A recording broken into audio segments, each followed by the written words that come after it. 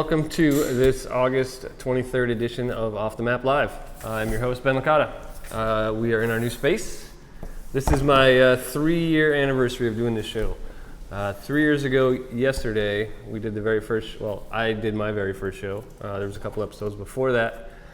And we went and looked back at it today, and we've come a long way. So any of you guys that have been watching from the beginning, you know already. We've had our share of bumps and bruises, but I think we're doing good. So, let's see, who was on our last show? I don't know, I've been so busy I don't even remember. Oh no, James Kern. That one will be available to watch an archived edition when I get back from Hell City, Phoenix, which I'm leaving for Thursday. I'll be doing live interviews from the stage there. I'll be interviewing Frank Linatra on Friday, and founder and creator of the Neo-Tat machine, Ray Webb. I'll also be shooting Ray's Guinness Book of World Records attempt at the world's largest rotary tattoo machine. If you are in Phoenix, check it out. Neo-Tat's been a sponsor of ours from the beginning, and they are one of the best sponsors we've ever had. The show is also brought to you by the Venetian Tattoo Gathering, which is coming up soon. Venetian Tattoo Gathering, it's taking place in Old Venice. It's a collaboration between our founder here, Gabe Ripley, and Alex DePasse, our Italian partner, and Derb Morrison, who has brought you Hell City for years. We're also brought to you by the Worldwide Tattoo Conference, which is coming up super fast. That's going to be in October in Portland, Oregon. Please come join us. You can watch it live. You can come to the event. Check it out, or if you can't make it out to Portland, you can get yourself a streaming ticket. If you want a chance to win that ticket, you can win one here tonight. If you go to tattoonowtv.com/WWTC, there's a form there, and you can enter your information. And sometime during the show, we'll be giving one of you a phone call and giving you a chance for that ticket, $950 value. Don't miss it. tattoonowtv.com/WWTC. Sign up now, and sometime before the end of the show, we're going to pick a lucky viewer to win that ticket. So our guest tonight is Nick Baxter. You probably know Nick's work. He does amazing full color, a lot of times based in nature. His tattoos are vibrant, creative. He was one of the first guys I saw around this area doing some really amazing work. He's now working in Austin, Texas, and we'll be talking to him shortly. Let's see, what else is new? Rebecca is off today, so we will not be doing the network news.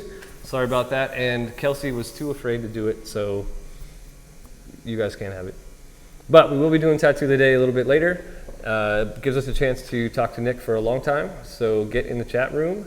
Ask your questions. I'll see them come up here, and I'll be able to ask Nick, and he'll be able to respond to you.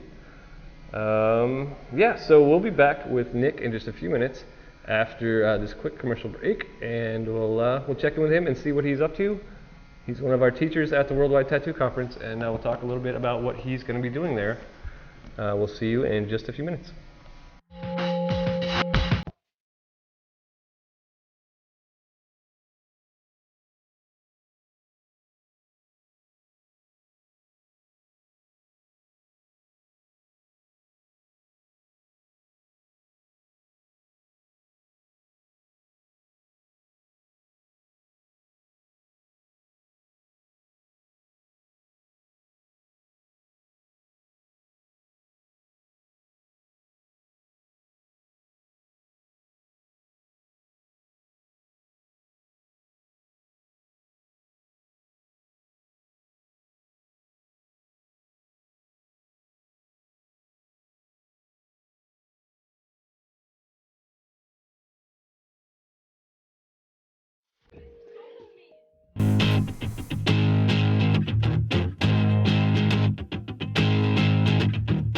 Oh my, have you ever heard anything so exciting? I don't know what's going on. Oh my, was there a bird? Did you hear I would bang off the walls in the rain?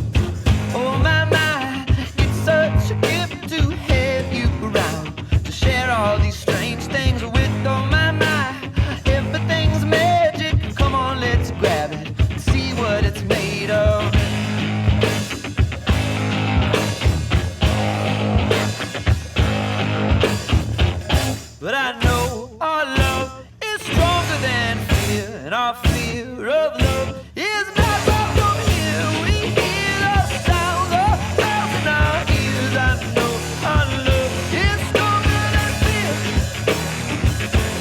stronger than fear. Yeah, we're stronger than fear, oh, stronger than fear.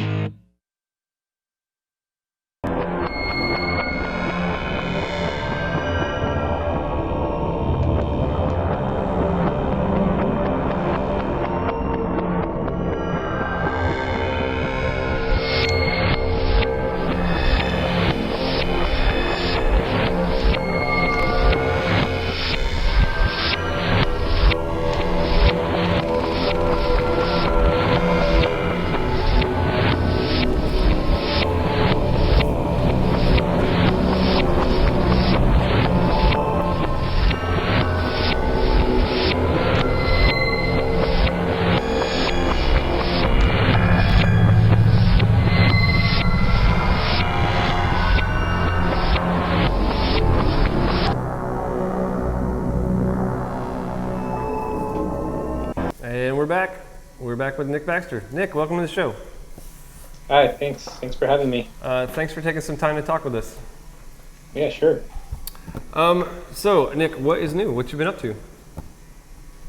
Man, it's been a busy summer artistically. I've been taking some painting workshops and just doing the usual tattoo work, I guess. But I've really been trying out some new techniques, some new genres of painting that I'm enjoying. I saw that you did like a Dutch masters kind of still life painting workshop.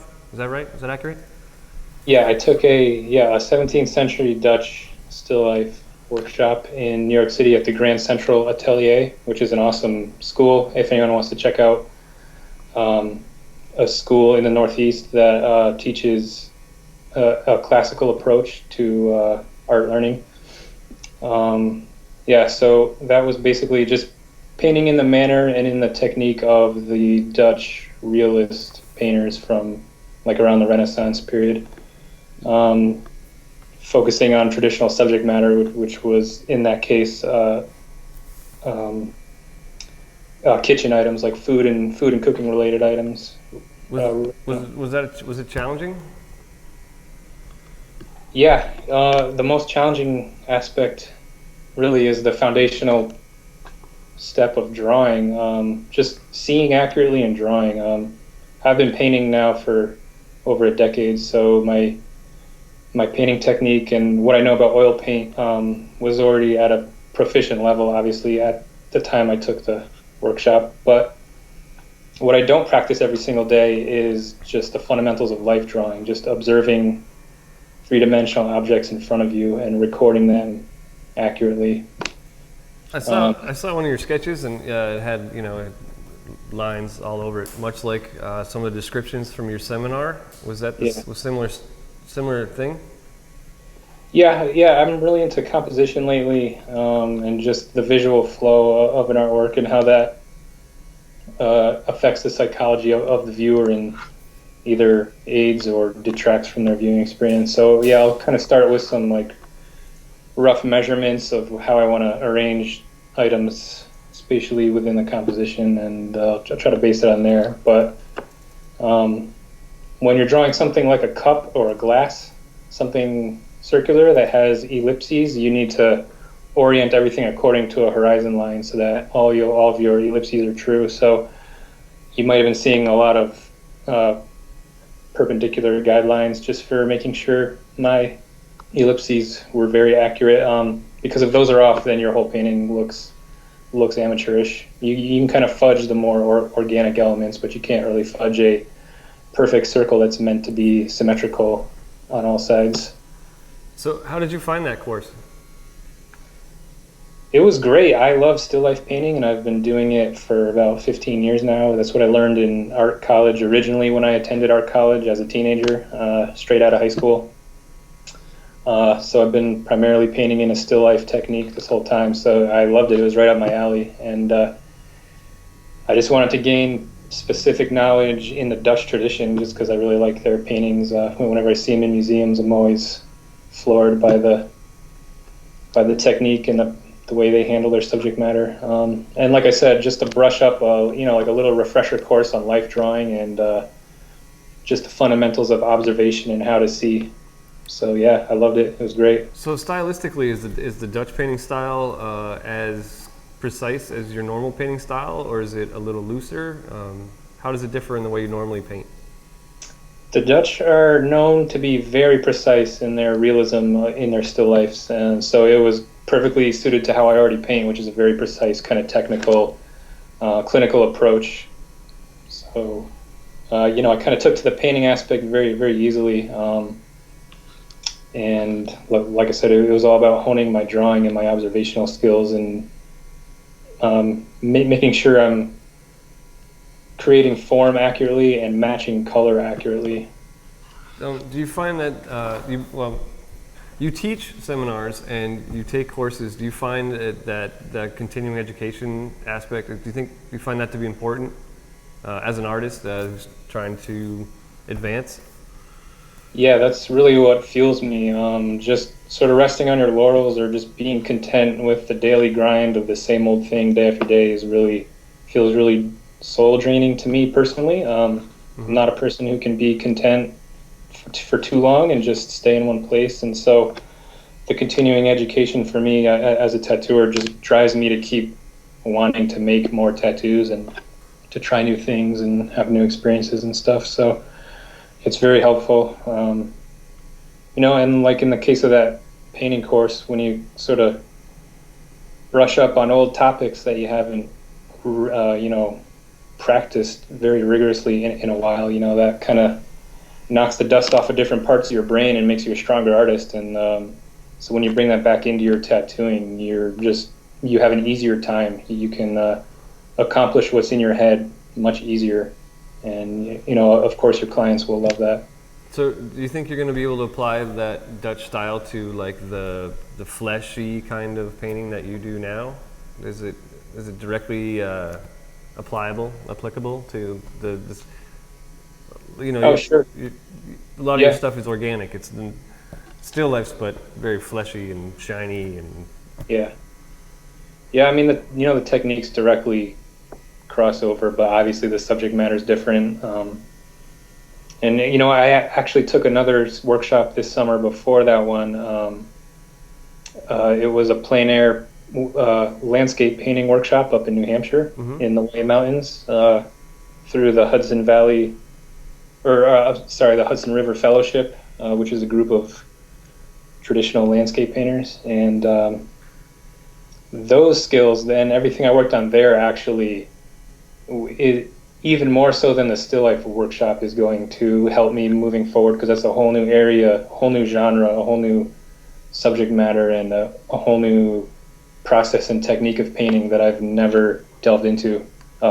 Because when I was in college, I learned in the still life tradition, which is indoors in a controlled studio environment, in small spaces with short depth of field. And of course, when you're out in nature looking at this grand vista that stretches miles and miles as far as your eye can see, and you're dealing with changing weather conditions, changing lighting conditions, wind, rain sometimes, everything's constantly shifting on you, and you learn a lot about the optical laws of physics and reality, like what your eye is doing when it's perceiving a color in the environment.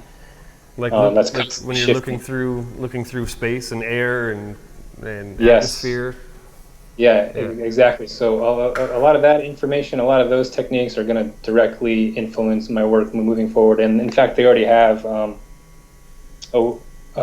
Shortly after that workshop, I was working on a tattoo of a dusk graveyard scene, and so that's an outdoor scene depicting the illusion of distance and space through the outdoors. And I was already thinking about different colors to use in the leaves that are in the foreground of that tattoo, and how to push and pull the atmospheric perspective within that tattoo based on the knowledge that I had just learned from that painting workshop about how greens appear differently to your eye when they're closer to you as opposed to when they're further away. So there's some direct translation there straight from the workshop to my tattooing. That's all that I feel has already made me, a better, if not just wiser and more aware tattooer, more intentional and more wise in my color decisions and the illusions that I'm trying to create on skin. What medium are you using for your plein air course that you took?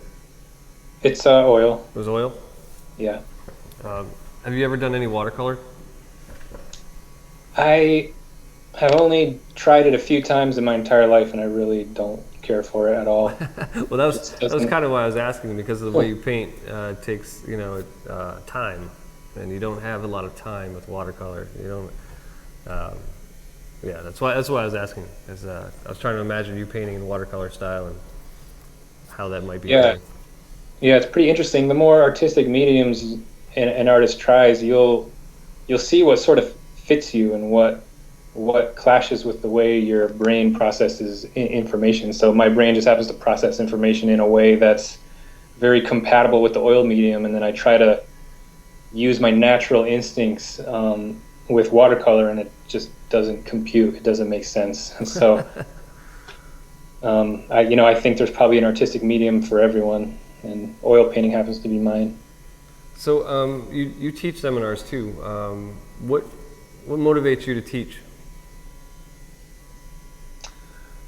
I feel a sense of obligation and sincere desire to give back to the tattoo world that's given so much to me. Probably every single good thing in my life today is either directly or through a few degrees of separation derived from tattooing, from the tattoo world, from other people in the tattoo world who have been generous to me. So I just want to be generous back first and foremost. I feel like I've done enough learning and have enough experience at this point in my career where I do have something to share and give back that could be valuable for some people. I don't know, it's just fun. It's fun and very gratifying to share knowledge with people and have it be appreciated. So, there's sort of an ego aspect in it in that sense. Having to teach something also makes you learn it even deeper, because obviously you can't teach something you don't understand yet yourself. So when I want to teach something, I have to understand it deeply enough to convey it in my own words to other people. And so that actually helps me grow and helps me learn. Just by teaching my own material, I learn from it. So it's good for all those reasons. Can we talk a little bit about your experiences with the Worldwide Tattoo Conference? You've gone to a couple already, right? Yeah, I've been to about half of them, I guess. Okay. Yeah. So did you go to Rome? Did you go to the Rome one? No. No? So Was it? Wait. Rome. Okay, Rome was the very first one, but there was just another Italian one, and I was not there. Yes, that was Venice. Yeah. Yes. Gabe just called you a liar from the back area. He's not a liar. So what are some of your experiences with the Worldwide Tattoo Conference? Can you tell me a little bit about what it was like for you? Well, firstly, it's terrifying. It's incredibly, it's incredibly scary to get up in front of so many people and reveal the inner workings of your mind. And I'm not the best public speaker, so it's absolutely terrifying. Stop, Gabe. It's enough. Did you find like having the networking with other successful tattooers and some of the students, like getting to meet those kind of people, was that a valuable thing for you? Yeah. Besides the abject terror, there's always the great experience of networking with great artists like Jeff Gogwe is always a pleasure to see in person, and Nico Hurtado I've caught up with at the Boston one, and Boris and Alex from Italy. So obviously it's great to network and share information and kind of get inspired and re-energized by all these talented artists that are there. And of course, a lot of the audience members it's really great to talk to them briefly, and they might give me some interesting feedback on what they heard me present in my seminar that helps me think about it in a different way. So it's really cool to see.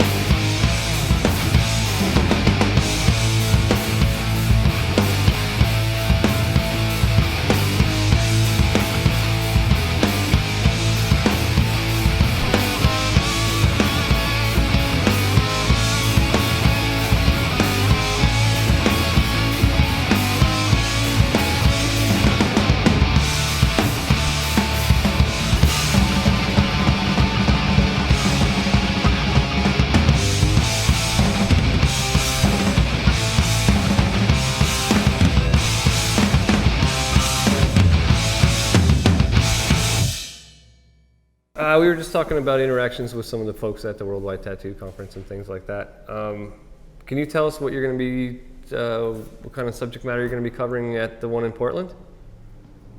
Well, it's going to be the same seminar I've given at all of them. Of course, each time I make some tweaks and improvements and change it up a little bit, so it's a little bit unique every time. But it just focuses on a holistic approach to tattooing instead of zeroing in on specific techniques to teach people how to tattoo the way I tattoo. I approach it from a foundational standpoint of how a tattooer can be oriented in their approach to life and their approach to the craft of tattooing in order to do their own learning. So it's sort of like meta learning in a way, and it's this sort of universal approach to the knowledge, this sort of foundational approach, rather than teaching a bunch of specifics like you should always outline in this manner or you should always shade a tattoo in this manner. I don't get into any of that. But what I get into is your mental approach and how to filter, the inspiration and the motivation from your life, and how to create an eye-catching and unique work of art that's truly yours, and not just a copy of whoever's seminar you saw. So Right. That's sort of my approach to it. You want to answer some questions from the chat room? Sure. I'll just kind of take them as they come. Someone would like to know, how has living in Texas influenced your work, or has it? People see a lot of sunlight down here, of course. So as far as my tattooing, I have to be conscious of how much sun exposure my clients, if they're from this area, how much time they spend outdoors, and I have to sometimes make adjustments for that. There's not quite as much pasty white skin down here as there is in the Northeast, but overall it hasn't influenced my tattooing very much. It's just that one consideration. Uh-huh. Is it important that the viewer has to really grapple with what they're seeing? How does this apply to both tattooing and fine art in general? I think the way I interpret that question is he's talking about wanting to challenge the viewer. And I think as an artist, when you make very obvious choices, very simplistic, obvious choices, it's not a very challenging experience for the viewer. But when you pay attention to the subtleties of compositional flow, or you really get deep into your study of color theory, and you make maybe some not so obvious color choices for a very obvious piece of subject matter, that can be a very challenging and thus much more rewarding experience for the viewer of that piece of artwork. So, all right. You do a lot of really fine detail work in your painting, and your tattoos have a lot of complicated composition. How do you stay patient and keep focus on a piece? Well, making art is a meditation for me, and I think you just have to enter into a meditative space, and you have to really cultivate the mental skill of being able to hone in on a task, on a point of interest, and tune out the rest of reality and just focus in. And time loses its bearings at that point, and so you could be at something for hours, but it feels like minutes. So how did you get to a point in your career to be able to take on work like that was meditative? Because in the beginning, I'm sure you were tattooing whatever, you were tattooing what came into you, you know. Yeah. How did you begin to attract clientele? How did you put yourself out there with the style that you wanted to tattoo? I offered up free tattoos to all my fun-loving punk rock friends who just wanted to get covered in tattoos and didn't care what it was as long as it was free. So I kept thinking of all these ideas, like something that I thought would be cool to see on skin that I haven't seen done before. So I kind of, for example, one prominent thing that I was known for a bunch of years ago was doing pixelated tattoos. And I was just sitting outside one day, just thinking of just letting my mind wander, is sort of in a non-linear creative thinking kind of way. And I was just like, what if I broke up this tattoo like into computer pixels? And so I got out a piece of graph paper, similar to the way Mike Cole, who's a great tattooer, does his geometric designs. I just got a piece of graph paper and plotted out where the pixels might break up the colors of this leaf that I wanted to tattoo, and I did it for free on my girlfriend at the time, who thought it was a cool idea. And that kind of ended up being a hit, and a bunch of other people started wanting pixelated tattoos, and then I stopped doing them because I didn't want to only do that. And since then, I've seen some amazing pixelated tattoos by a bunch of other artists who've really taken it even further than what I had originally envisioned. But basically the point of that story is, I kind of let my mind run wild in a very free-form, creative way, and then I found willing test subjects, and I wasn't concerned about money. I was fortunately in the position of not, having any kids or any mouths to feed, or so to speak. So I could afford to do free tattoos sometimes. So that's how I personally did it. I remember that pixelated leaf tattoo very well. That's when I first started to look at your work. I remember seeing that tattoo. People ever ask you for that anymore? Like, do people come across old photos and be like, "Hey, man, do you remember that?" Yeah, occasionally I'll get asked for it. I've done it a few times in the past several years, but just haven't made it like my one calling card. I just didn't want to be pigeonholed into doing one thing my whole career, and just because I feel like my artistic vision is bigger than that. So, have you seen Jesse Rick's tattoos lately? You know Jesse Rick's? Oh, the name's familiar. Yeah, he's up in Keene, New Hampshire, and he's been doing like tattoos where the flesh breaks up into blocks and kind of pushes and pulls around the tattoo. Those have been pretty cool. Yeah, that sounds amazing. I have not seen those, but I'm sure I've seen his work before. Let's see, what else? Oh, do you have a favorite tattoo that you've done? Now that we're talking about your style. No, not really. I mean, it's usually the tattoo I did that day, and then the next day I already don't like it. So I don't know. I'm pretty brutal with myself as far as being a perfectionist and always self-critiquing my own work and trying to look for ways I could improve or different things I could try. And so I don't really have a favorite tattoo, but I think that being brutal to yourself is pretty common with artists. Yeah, it seems to be. Thankfully, the public loves your work. Well, thanks, public. So what have you been working on lately, stylistically? In tattooing, just same stuff I always do, I guess. It's so hard for me to describe my own style because it just comes naturally out of me. It's a product of how I think and how I've trained, and so it's not really. It's intentional, but it's not intentional in the way that I need to do something that I call my style. I just do what I do, and in hindsight, it ends up being my style. So I'm just working on the same old stuff I always do. Some sleeves, some full legs, back piece. Some of it's biomechanical subject matter, some of it's illustrative. So just the same old man. So, this is another question from the chat room. What are your, do you have any short-term goals artistically or long-term goals artistically? Or in life in general is what they also wrote. That's a big question. Yeah, there's too many life goals maybe to talk about right now. But as far as artistically, I want to keep using what I've learned this summer with these workshops, and I want to do a lot more landscape painting. I'm really interested in creating an epic sense of atmosphere and depth in my work, similar to the Hudson River School of Artists. Because I've always focused in my work on smaller spaces, on very macro photography oriented type spaces where it's very up close, very zoomed in, not much depth of field.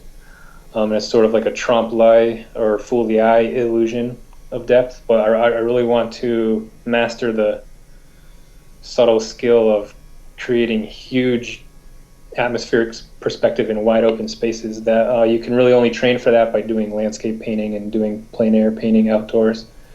So that's a major goal right now because I'm really having fun with that. Do you think you'll start doing some larger paintings?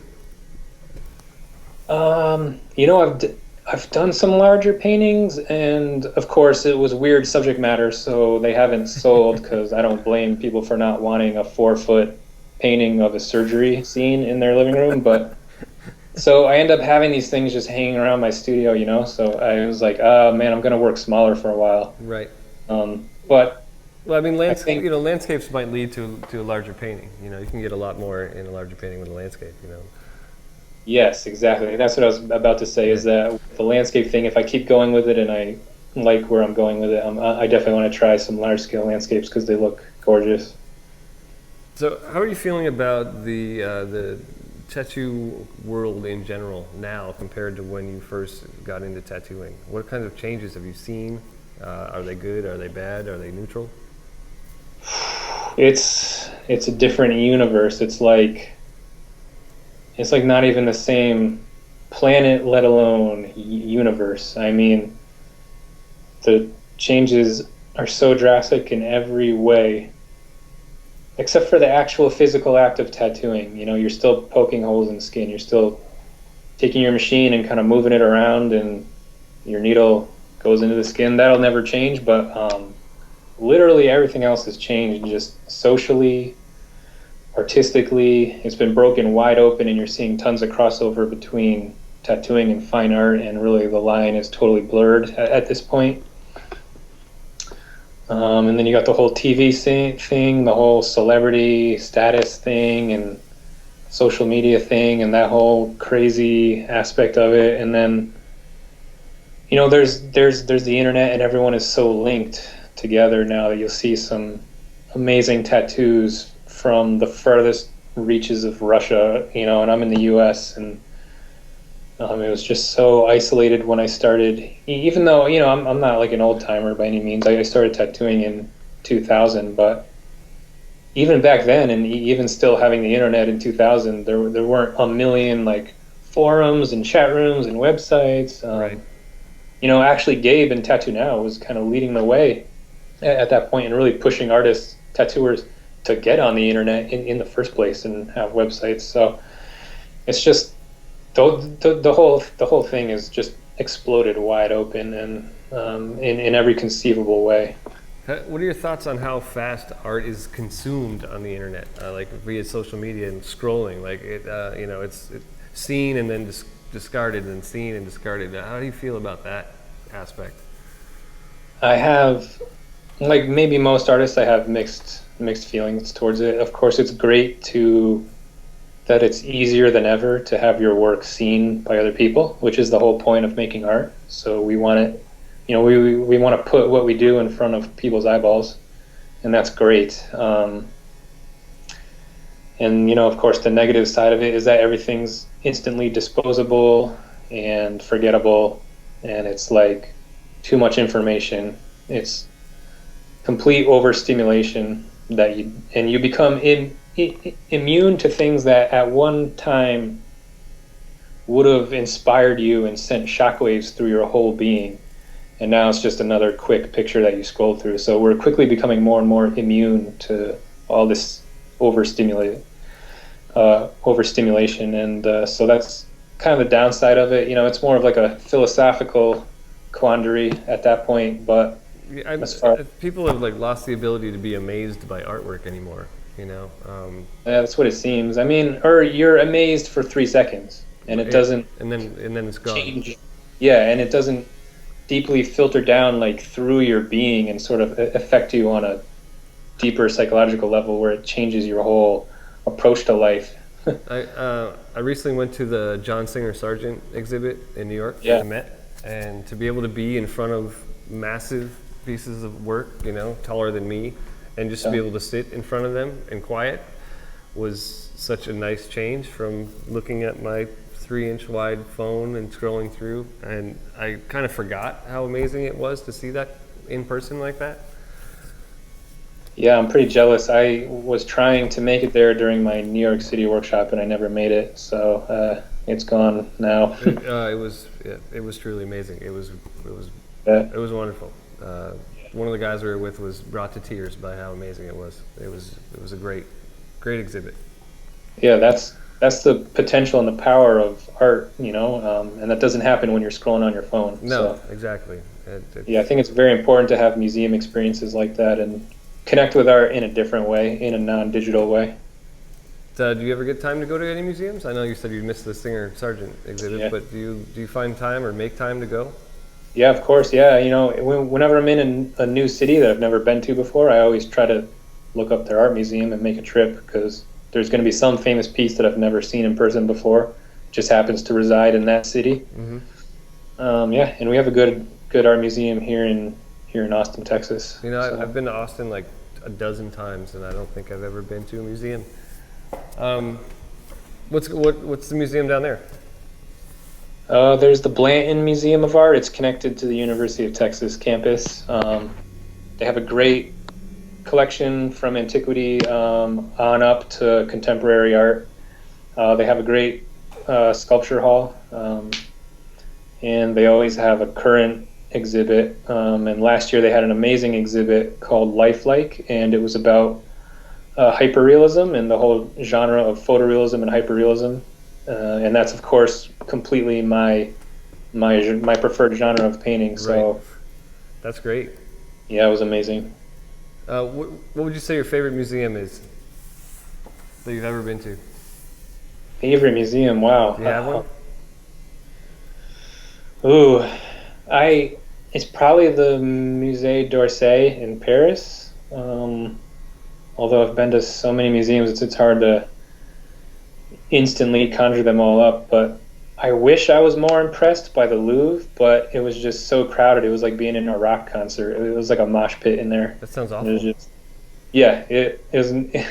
You just talked about how your friend was moved to tears, and you were in the stillness of these, like, seeing paintings in person. And yeah, my experience of being in the Louvre in Paris was just fighting my way through a mosh pit of like flash bulbs and cell phones.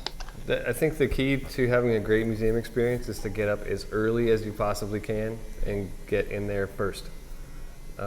When I was in Florence, excuse me. Florence is another highlight. I went to see the David, and we were the first people there. So it was completely empty. There was only 4 of us in there, and it was utterly silent. And that was the best way to see that. Yeah, for sure. Yeah, I forgot about that. I've been to so many museums, I totally forgot about the Uffizi in Florence, or however you say it. But yeah, seeing those Caravaggios in person was pretty mind bending. Yeah, the scale alone is impressive. Have you been to Venice? Yes, I was there with Gabe and Alex Tapace on our way down to Rome for the very first. Oh, right on. Worldwide that I was lying about before. Are you coming back to the tattoo gathering in Venice? The Venetian? Yep. Cool. We should go see some artwork. Yeah, that'd be great. Hey, have you ever been to the Norman Rockwell Museum up here in the Berkshires? I have, as a child though, and I would love to make it back as an adult because obviously I'll have a whole deeper level of appreciation for it. But my parents, I was born and raised in Connecticut, so and my parents were big Norman Rockwell fans, and they took us to the museum as kids. And so my whole life I've been a Norman Rockwell fan. Yeah. Love his work. I've been dying to get back there. So if you ever come up, we could take a ride out there. Yeah, It would be great. Take a field trip out there. yeah, totally. So someone in the chat room would like to know, do you have a favorite living artist? Man, that's another hard question. Partly because of what we were just talking about, as far as being overstimulated. I'm constantly looking at art. I see so much art now. It's like my brain is flooded. So, man, it is really, really hard to think of just one favorite artist. But obviously, I'm into anyone who's painting hyperrealism at the moment. Yeah, geez. There's this really cool Instagram account called Paint Guide. I know, I follow that one. Yeah, Paint Guide, and they feature brilliant artists who share their favorite work. And so I see so much mind-blowing stuff on there. It's like hard to like catalog it all. That one Instagram account sends me down internet rabbit holes all the time. Yes. It'll show me artwork that I've never seen, and then I go chase it down, and then I look for more and more and more. And that can happen on a daily basis. Yeah, it's pretty dangerous. It can be overwhelming for sure. Do you think, like, when presenting art, do you think it needs a description, or do you feel it's better to let it stand on its own and let the viewer interpret what the message is? You know, I think that depends entirely on the piece of artwork in question. Some artwork is more powerful when it's left to be a personal experience for the viewer, and some artwork is based on so much concept and philosophy and theory that the viewer's experience of it will be greatly helped out if they just are thrown a few clues by the artist, you know, maybe a few little key points about what the art means. So, you know, it kind of depends. So this question here says, your work often alludes to an evolution in consciousness and statements of social commentary. First of all, is that true? Is that an intentional goal, or is that just the way it turns out? It's very intentional. You know, it's both an instinct and it's intentional. So I feel like that's one of the most important roles of artwork in society, in human culture. And I've always felt that even from when I was practically a child, and I didn't have the vocabulary necessarily to describe that. But I've always wanted my artwork to be provocative in a way, whether in a positive way or even in a negative way, to just provoke people out of their comfort zones and get them to think deeply about their life, about existence, about what's going on in the world. So obviously that commenter is in tune with what I'm doing, and so that feels good. Yeah, you've got a definite punk rock thread running through everything you do, kind of. Yeah. Were you a punk rock kid? Oh, absolutely. I was completely rebellious against all the social norms of the kind of wealthy suburbs that I was raised in. I felt very stifled by it as a child, and so you know, punk rock was sort of a natural calling. It didn't even have to think twice about that one. So yeah, you know, I've kind of grown up with a sort of a countercultural mindset, a little more of a provocative mindset towards social norms. Does that ever separate you from like the regular tattoo community? Because you know, at conventions you see a lot of guys that are out there strutting around with ego and you know, motivation for money, or scantily clad women. Does that divide you? You know, in the tattoo community, does it separate you socially? It probably does. I mean, I feel alienated at conventions, but I feel alienated every second of my life, and that's like sort of an internal issue for me that I'm still working out. So I wouldn't blame it on tattooing or blame it on people who are different than me within tattooing, but sure, I definitely see a lot of personal lifestyle or belief differences between me and many other people, and there's nothing wrong with that. One of my favorite things about the tattoo world is how diverse it is and how welcome it is to all walks of life, all lifestyles, all personal styles, all styles of artwork. There's other communities that are much more rigid and much more judgmental than the tattoo world. So I really enjoy that about tattooing, and hopefully at some point I can feel more comfortable in the tattoo world and not feel so alienated. But again, I think a lot of that just has to do with me and the stuff I'm working through in my life.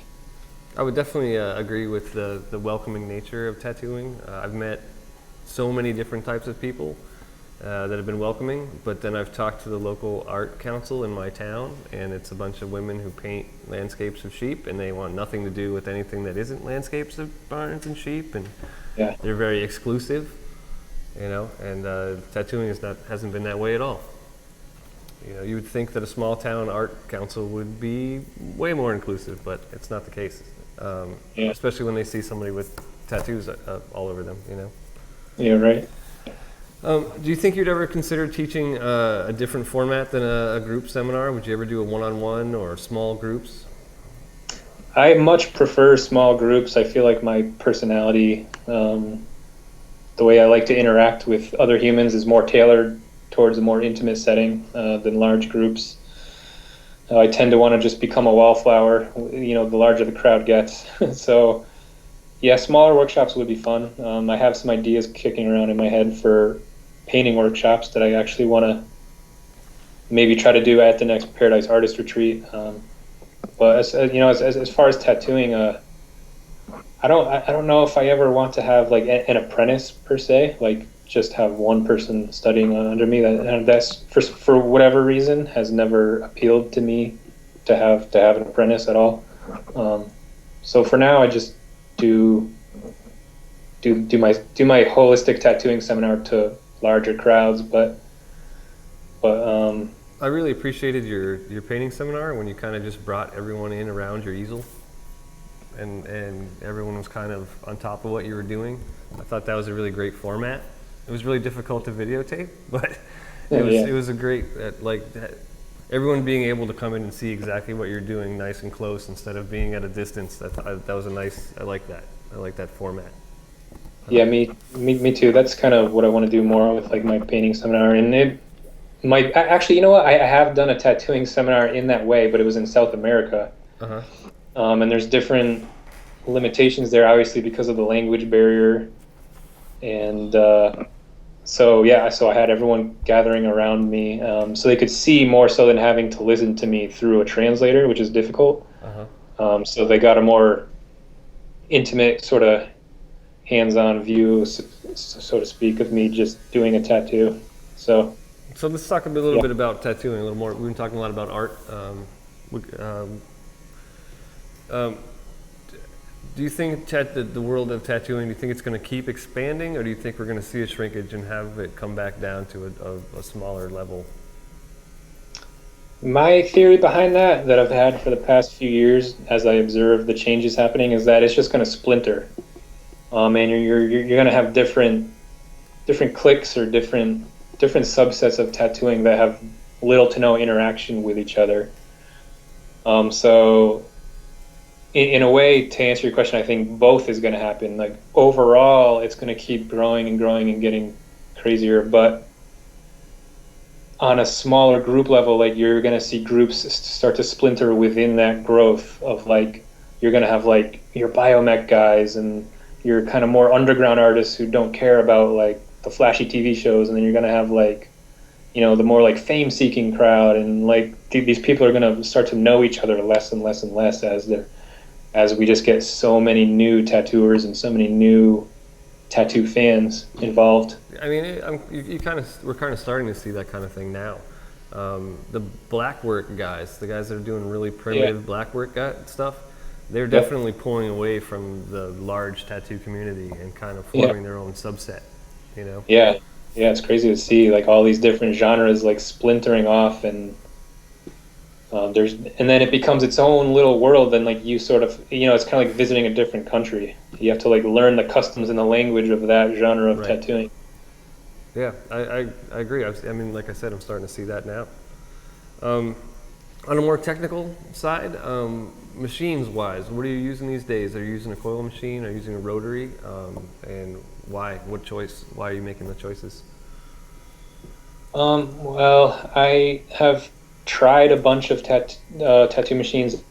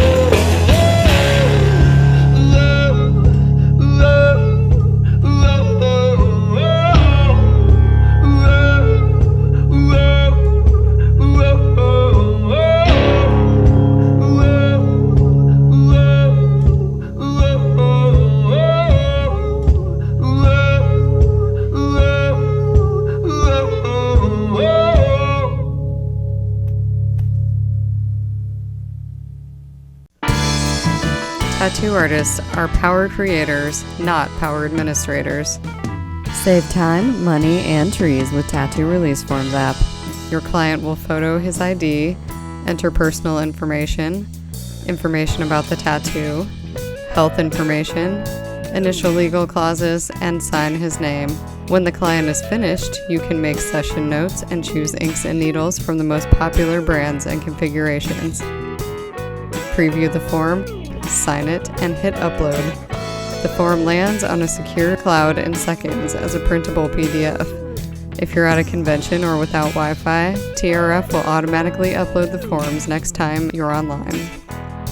Return clients can simply search for themselves, check to make sure all the information is correct, and sign again. Done in seconds. Download Tattoo Release Forms app from the Apple App Store for free and enjoy 25 free forms.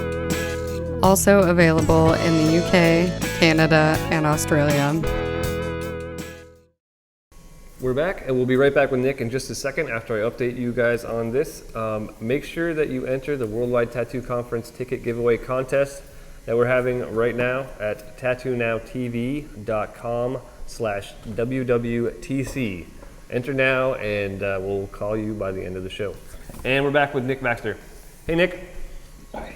So we lost you just after I asked you machine choices, what you've been using these days and why. For the past several years, I've been using primarily Fallen King irons or FK irons. Before that, early in my career, I was using Pulse tattoo machines, made in Connecticut, which is where I started tattooing. And so I've just been mixing it up between all the various types of machines that Fallen King offers nowadays. I've had a lot of success with them. They work great for me, so why fix what isn't broken, you know? Sure. What do you enjoy about using a rotary tattoo machine versus a coil machine? Well, like everyone says, it's easier on the wrists, you know, there's less weight hanging off the back of your hand. It's a little less fatiguing for the hand and the wrist. And for the joints in your fingers, there's less vibration. So it's more compact, it's more lightweight. You know, the cartridge system of needles is pretty convenient. I think it needs some improvements overall, but you know, that's easier than setting up 3 different tattoo machines with separate needles. You can just set up one machine and have 3 different needles. So I like that aspect of it. You know, it produces a nice, smooth, consistent result because it's on a rotor. There's none of that like slightly erratic slapping motion of a magnetized spring. Right. It's more like a sewing machine, straight up, straight down, in the same way every time. So you can get real smooth, consistent results that way. But if you're looking for kind of chunkier, textured kind of way of working, or you know, like a little more organic result, I find a coil machine in the sort of unpredictable slapping motion of the needle bar going up and down. To get more of a random chattery kind of pattern. Yeah, it's a lot easier to get kind of small textural effects that way with a coil machine than with a rotary. But you know, obviously you can do great tattoos with either one. So right, it's all it's all in the mind of the user. It's really, they're just tools, I guess, right? It's how you use your tool. Yeah. You're not going to be able to pick up one or the other without actually learning how to use it. It's not going to be easier. Yeah. What about ink preference? The chat room wanted to know. Do you have a specific ink that you'd like to use, and why? Lately, I've been using mostly Old Gold small batch. It's made by Phil Holt in Florida, and I just like the ethic behind his company. I feel like it's just a trustworthy product made by an actual tattooer, not in mass quantities. Is it hard to deal with like the large commercial aspect of a lot of the tattooing, like machines and supplies, and you know, conflicting with your personal values? I don't know. It's weird to be a tattooer because the final result really is all you can be, or I shouldn't say that that's all you can be concerned about. That is the most important thing to be concerned about, is the finished result of your tattoos. And you will do, I mean, if you care about your reputation and, you know, and the growth of your career, you're going to do anything in your power to make the best possible end result. And if it means supporting one company because because they put out this one thing that is the best thing for you, then, you know, you'll find yourself doing that 9 times out of 10. So it's weird, like ethics, like of course it's always important, to support, what you feel is ethically in line with your own beliefs. But on the other hand, I've found that ethics take a sort of slightly back seat to just the final quality of your finished work, because ultimately that's what your client has to live with for the rest of their life usually. So you don't want to compromise that. Right. What's your tattooing environment like? Do you listen to music? Is it set up a certain way? Do you have to where you tattoo? What's the environment like where you're tattooing? Right now I share a studio with 3 other artists in Austin, Texas, and it's kind of like a private studio setup where it's like a big loft space, kind of like an industrial loft, high ceilings, concrete floors, and we kind of just have our stations in a big open room facing each other. There's usually some music playing and conversation of whoever's working with their clients. I just keep my setup as simple and minimal as I can. I'm not interested in lots of complicated bells and whistles that, you're just introducing more things that can go wrong. It's more stuff you have to order. It's more stuff you can run out of. So I really keep things pretty basic and simple as far as the products I use and the way I set up. And I try to keep it as ergonomic and healthy for my body as possible. I keep a good working height while I'm tattooing, so I don't have to hunch my back too much. And I sit on a surgeon's chair that's from an old operating room. How's that different than a regular chair? I sort of you sit in it and then you swivel the back around to the front of you, and it sort of rests up against your chest and diaphragm in a way that prevents you from slumping or slouching. So you have to have correct curvature in your lower back and in your spine.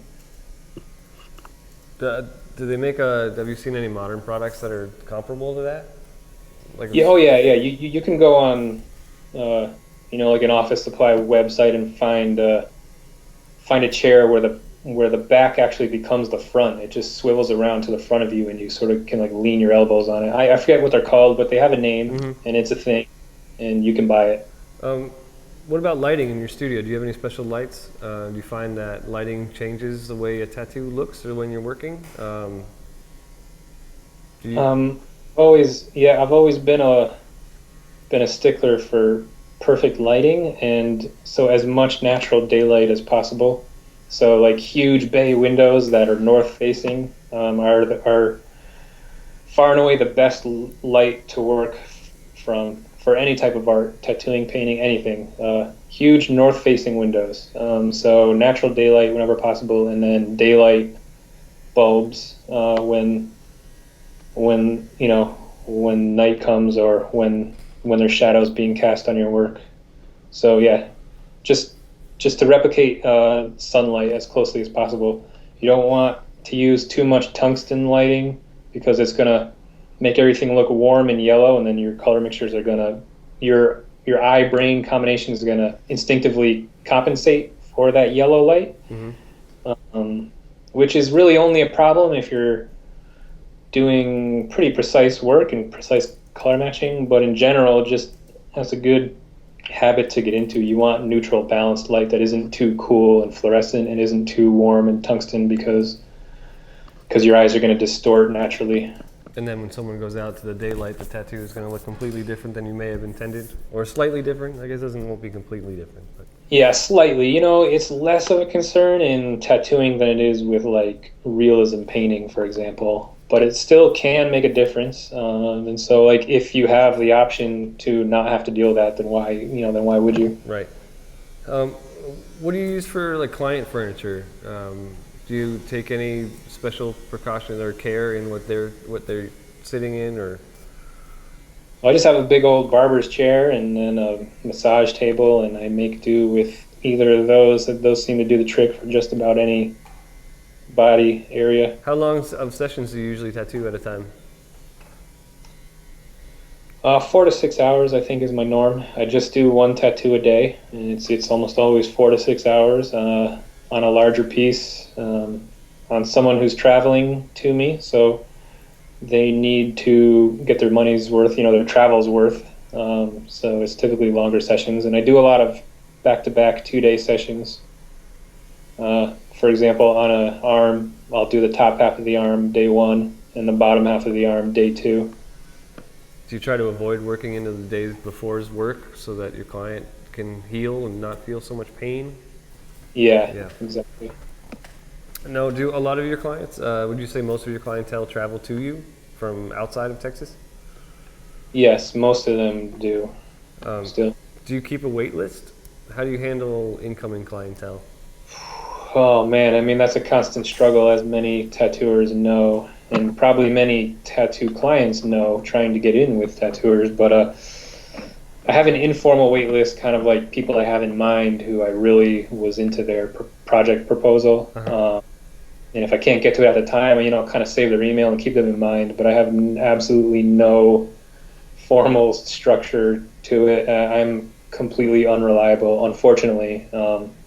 I understand it's like not cool, but it's just there's only so much time and energy that I have. So it's just after a while it just gets that way. You just can't keep track of all the requests and get back to people as easily as you want to or as quickly as you want to. So I don't have an assistant or a secretary or anything. It's just me doing everything. So I keep my workload manageable, and so unfortunately a lot of people miss out on getting appointments. Do you ever get angry emails? I've gotten a few, and it definitely it definitely hurts a little bit, and it mostly hurts just because I feel bad for the person. Like I feel bad that that's the way life is, that I just can't get to everyone. So I want to make people happy. That feels good for me to make people happy, so I get sad about that. Do you ever feel like the workload gets in the way of other stuff, or do you make sure you leave time for yourself outside of tattooing?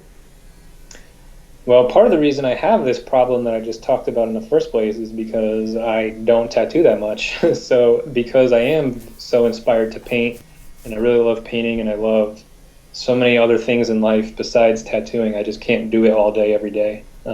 So I only tattoo about 2-3 days a week on average.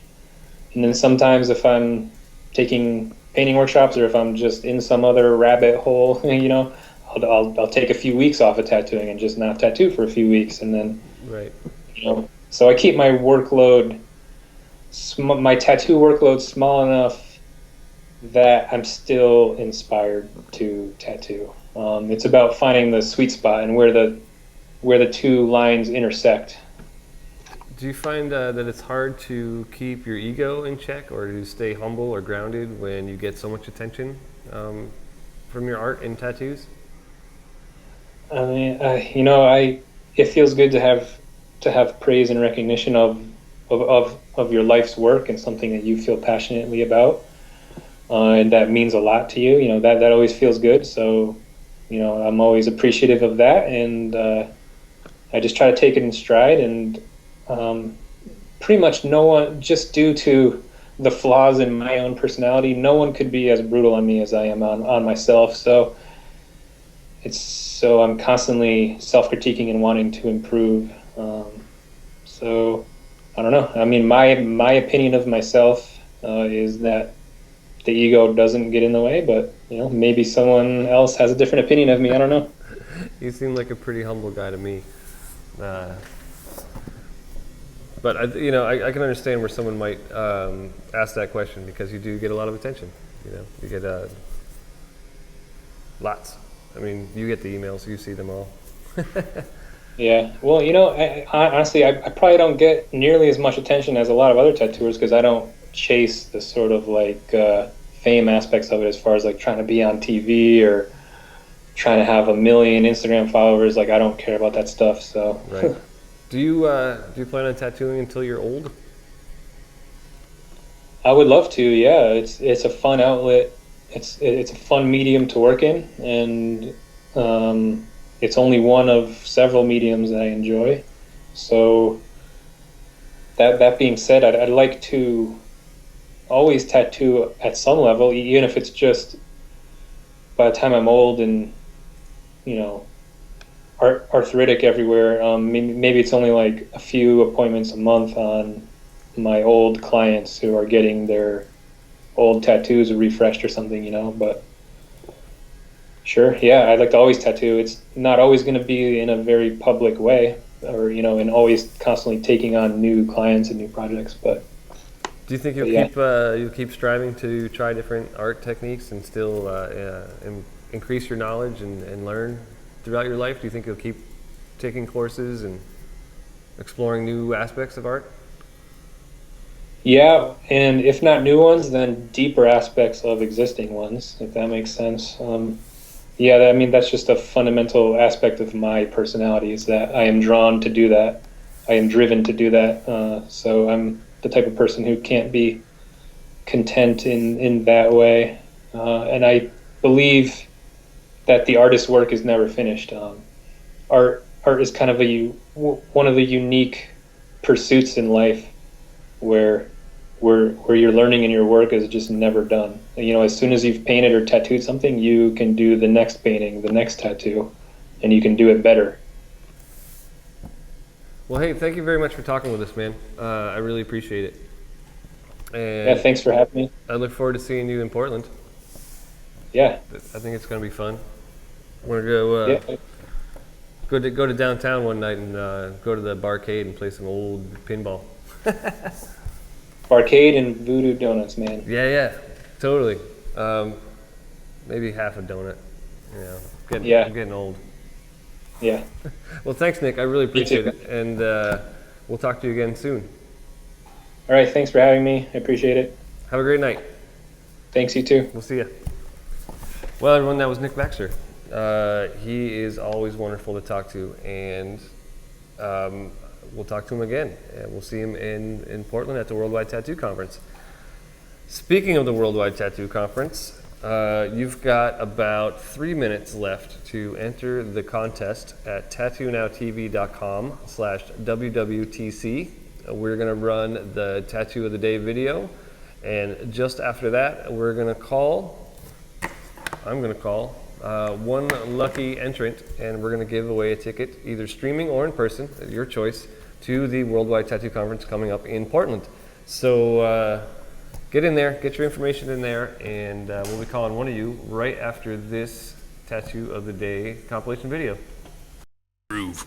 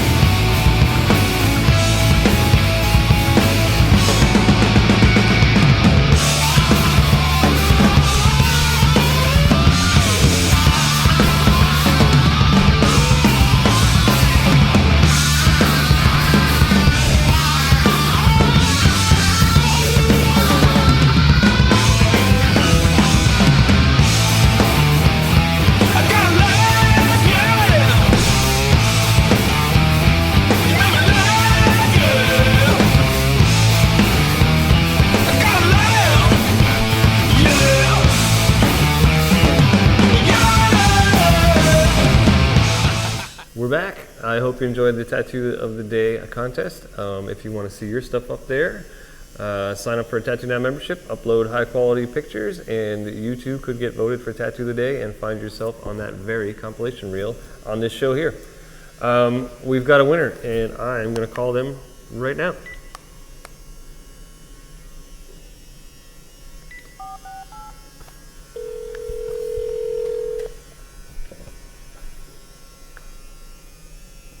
Hopefully they answer.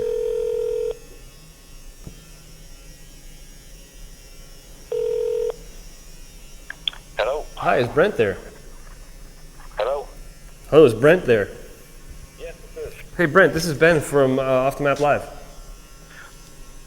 Whoa, right on. Hey, you just won yourself a ticket to the Worldwide Tattoo Conference in Portland. Wow. Awesome, man. So, have you seen the show before? Yeah, I have actually. Watched different reruns of it anyway, so. Oh, right on. Well, thanks. The streamings, yeah. Thanks for watching. Wow, this is awesome. Congratulations. Thank you, man. Yeah, I'm stoked. So, do you think you're going to come out and see it in person, or do you want yourself a streaming ticket? I'm gonna have to check my schedule and make sure and see what I can arrange here. All right, man. No sweat. What's going to happen is I'll end up passing your information off, and someone will be in touch with you Monday or Tuesday, and we'll get it all sorted out.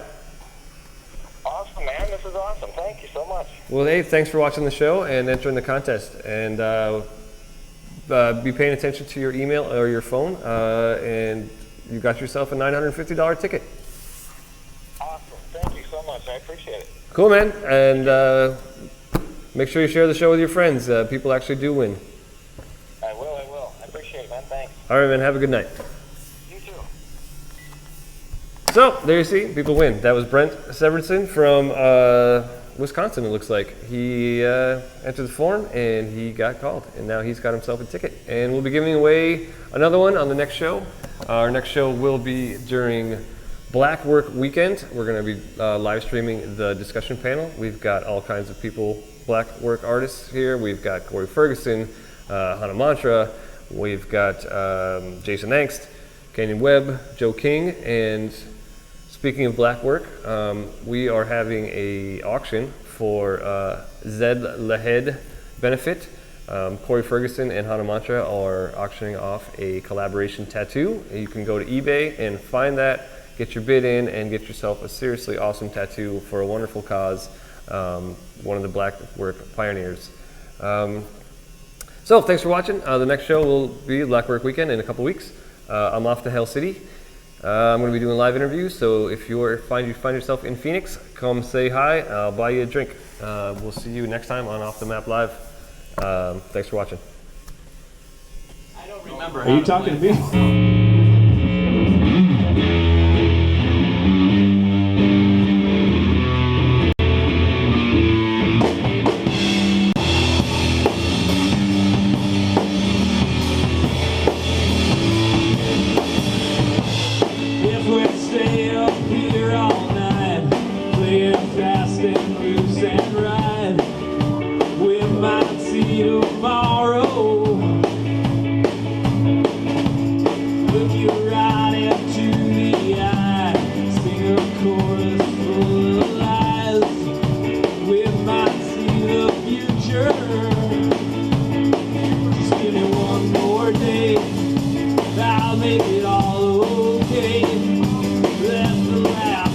Let it ring till morning. Give me one more night, I'll get my